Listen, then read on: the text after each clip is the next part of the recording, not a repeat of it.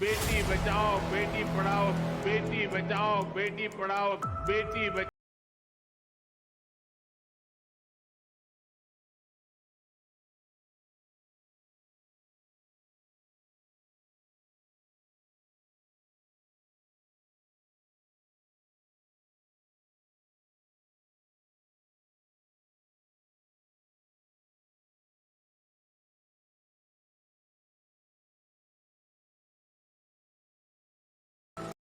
जय हिंद, जय Bangla, the local journalist में आपका स्वागत है। मैं नाजिश फराज फिर से एक खास रिपोर्ट के साथ आपके सामने हाजिर हुआ हूं। क्या खास है इस रिपोर्ट में वो आपको आगे दिखाएंगे, लेकिन उससे पहले एक छोटे से क्लिप को देखें जो देश के प्रधानमंत्री नरेंद्र मोदी जी का है। भाइयों और बहनों, माताओं बहनों बेटियों, उनका जीवन पीढ़ियों को प्रभावित करने वाला, पीढ़ियों का निर्माण करने वाला जीवन होता है।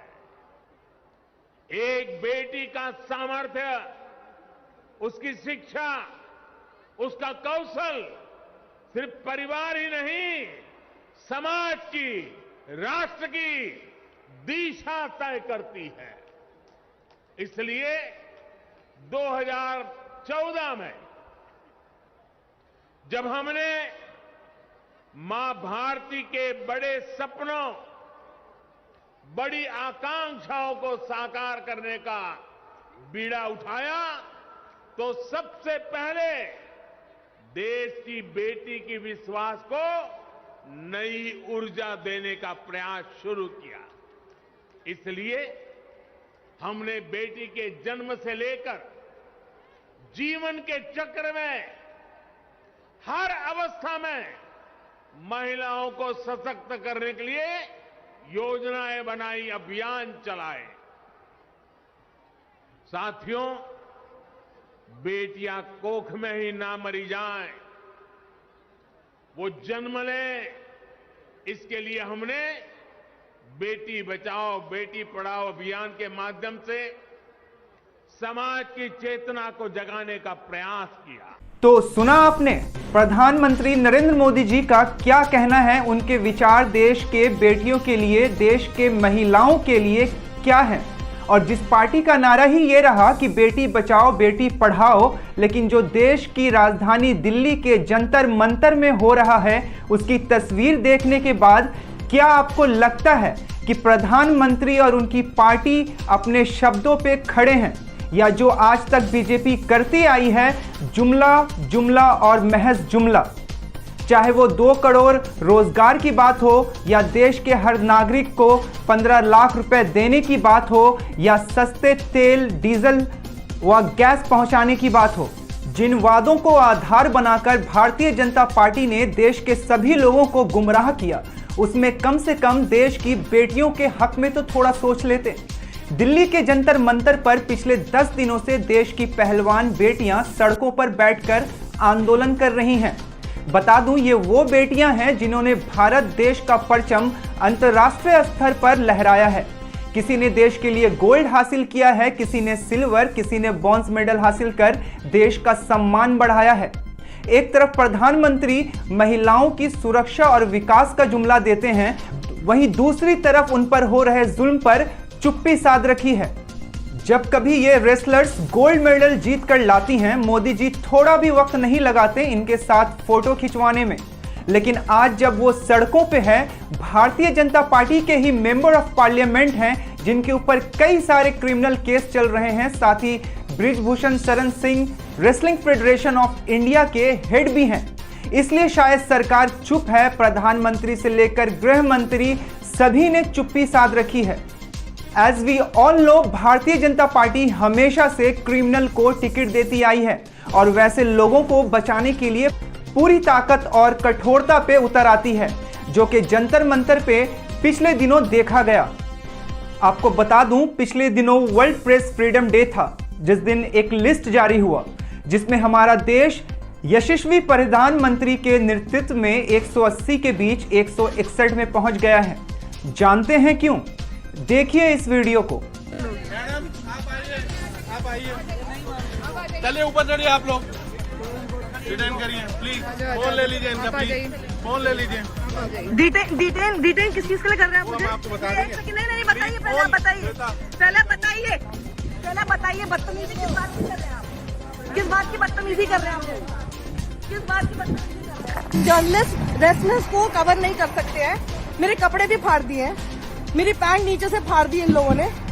ये मेरे कपड़े फाड़ दिए इन्होंने, यहाँ पे देखिए। ये पुलिस है, ये महिलाएं हैं, महिला पुलिस कर्मियां हैं जो यहाँ पर सामने बैठी हुई हैं और इन लोगों ने मुझे ले जाते हैं। यही है जिन्होंने। तो हुआ ये था कि जंतर मंतर पर जब प्रोटेस्ट की बात सामने आई तो मैं यहाँ पर आई हूँ और इन सब लोगों ने मिलकर मुझे वहाँ तक अंदर तक जाने नहीं दिया। जब मैंने कहा कि जर्नलिस्ट तो जा ही सकते हैं तो उसके बाद उन्होंने मेरे पूरे कपड़े फाड़ दिए। मेरा दुपट्टा भी मुझे नहीं पता कि कहाँ है। ये सिर्फ इतनी सी बात है कि मुझे अंदर उन्होंने जाने नहीं दिया, सिर्फ इसलिए क्योंकि मैं उनकी आवाज़ आप लोगों तक पहुँचाना चाहती हूँ। अभी न्यूज़ चैनल लगाएंगे, किसी न्यूज़ चैनल पर। देखा आपने किस तरह एक महिला पत्रकार को डिटेन कर लिया गया, उनके कपड़े फाड़ दिए गए। इस सरकार और दिल्ली पुलिस की क्रूरता अभी खत्म नहीं हुई। स्वाति मालीवाल जब वहां पहुंची उन्हें भी डिटेन कर लिया गया। कांग्रेस लीडर वहां गए, उन्हें अंदर जाने नहीं दिया गया। उसी रात जंतर मंतर पर प्रदर्शन कर रही पहलवान बेटियों पर लाठी बरसाए गए, उनके साथ बदसलूकी की गई।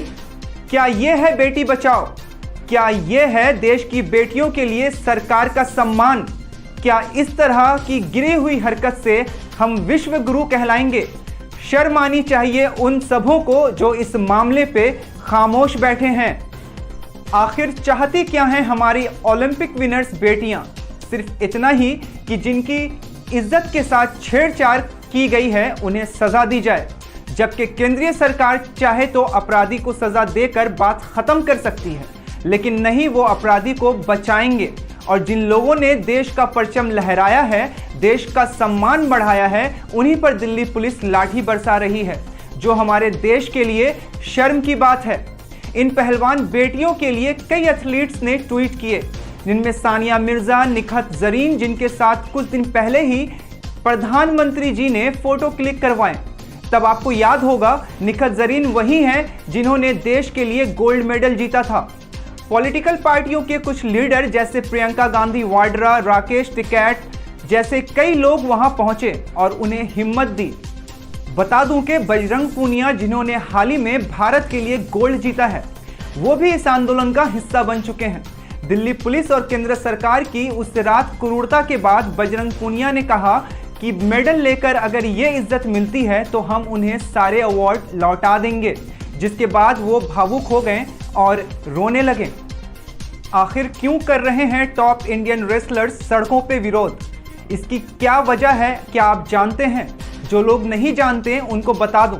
इंडियन रेसलर्स साक्षी मलिक, जिन्होंने ब्रॉन्ज मेडल जीता था देश के लिए 2016 के समर ओलंपिक्स में, और विनेश फोगट, सोशल एक्टिविस्ट मेधा पाटकर से बात करने के दौरान उन्होंने बताया कि रेसलिंग फेडरेशन ऑफ इंडिया के प्रेसिडेंट बृजभूषण शरण सिंह ने सिर्फ उनके साथ ही नहीं, कई लड़कियों के साथ गंदी हरकत की है, जिसके विरोध में उन्होंने यौन उत्पीड़न के मामले की जांच और उनकी गिरफ्तारी की मांग की थी, लेकिन सरकार द्वारा कोई भी एक्शन नहीं लिया गया।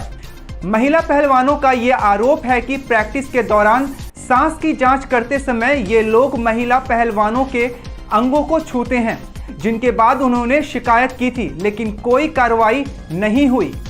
बता दूं कि सिंह जिस पर आरोप है वो नरेंद्र मोदी की सरकार भारतीय जनता पार्टी से मेंबर ऑफ पार्लियामेंट हैं, जिन पर कई गंभीर आरोप और मुकदमा दर्ज है, जिनमें महिलाओं के यौन उत्पीड़न का भी आरोप है। पहलवान बेटियों की मांग है कि बृजभूषण की जल्द से जल्द गिरफ्तारी की जाए और सुप्रीम कोर्ट से यह अपील की है कि इस मामले को वो अपनी निगरानी में देखें, जिसके बाद ही सुप्रीम कोर्ट ऑफ इंडिया ने पुलिस को यह आदेश दिया कि सिंह के खिलाफ केस रजिस्टर किया जाए। सोशल मीडिया में दिल्ली पुलिस द्वारा किए गए क्रूरता की सारी तस्वीर वायरल हो चुकी है, जिसमें साफ देखा गया है कि किस तरह पुलिस ने बैरिकेडिंग करके किसी भी पत्रकार या उनके सपोर्ट में आने वाले लोगों को अंदर जाने नहीं दिया और वहां आंदोलन कर रही पहलवान बेटियों को वहां से हटाने की कोशिश की गई। हालांकि दिल्ली पुलिस ने इन सारे आरोपों को झुटला दिया है, जबकि सभी ने देखा किस तरह एक जर्नलिस्ट को अंदर नहीं जाने दिया गया। आपको बता दूं, दिल्ली महिला सुरक्षा की हेड स्वाति मलिवाल जब वहां पहुंची तो उन्हें डिटेन कर लिया गया।